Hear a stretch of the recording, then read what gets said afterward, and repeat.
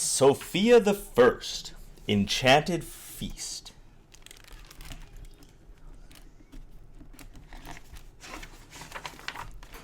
By Catherine Hopka, and the episode was written by Craig Gerber and Michael G. Stern. I am Princess Sofia, and I am excited. Today we are playing croquet and waiting for the Enchanted Feast to begin. Bailiwick interrupts our game to announce an unexpected visitor. Bailiwick presents Sasha the Sorceress. I've come to pay my respects to the great King Roland, she said.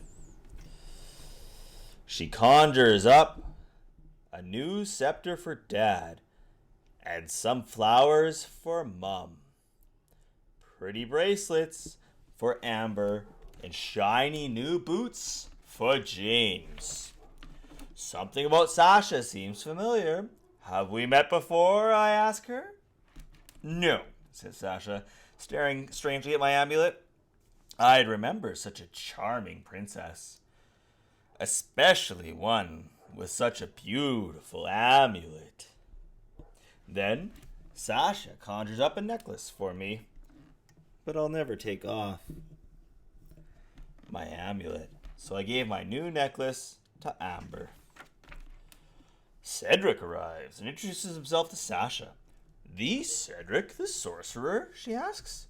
It's an honor. Cedric blushes. Mum and Dad invite Sasha to the Enchanted Feast. Everyone seems so excited about Sasha, but something about her doesn't seem quite right.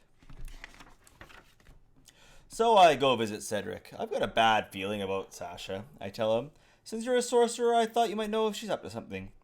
But Cedric tells me to stop worrying. He thinks Sasha's great. Then he shows me the trick he's planning for the feast. With a flick of his wand, he fills the entire room with mirrors. These aren't just any mirrors, they're morpho mirrors. Wow, it looks like I'm a totally different person in each one, I exclaimed. Finally, the Enchanted Feast begins, and guests all over the kingdom. Cedric makes a grand entrance and gets ready for his trick. He raises his wand, and poof! The morpho mirrors appear. But then something goes wrong. The mirror traps Cedric, bouncing him like a ball from one mirror to the next.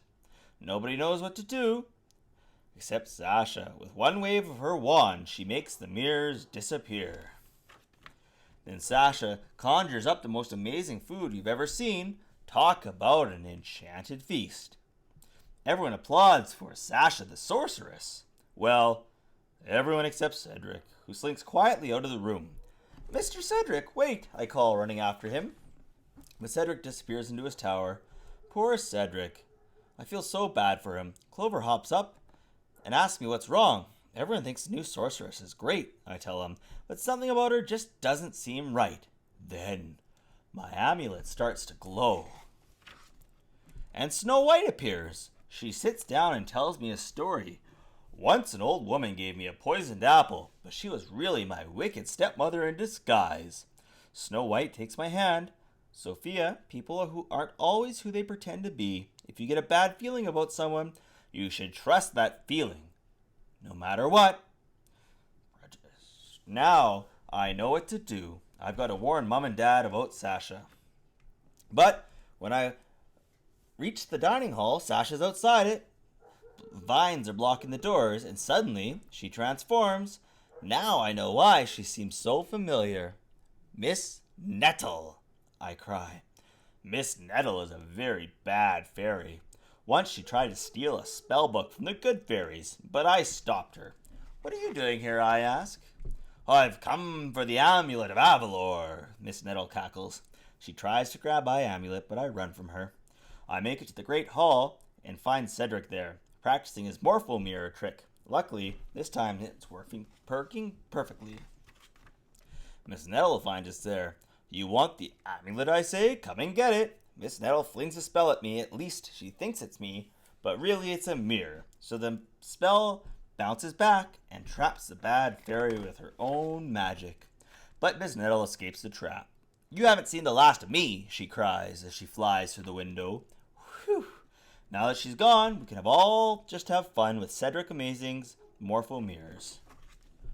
I really hope Miss Nettle never comes back, but if she does, I'll be ready, thanks to the advice from my new friend, Snow White.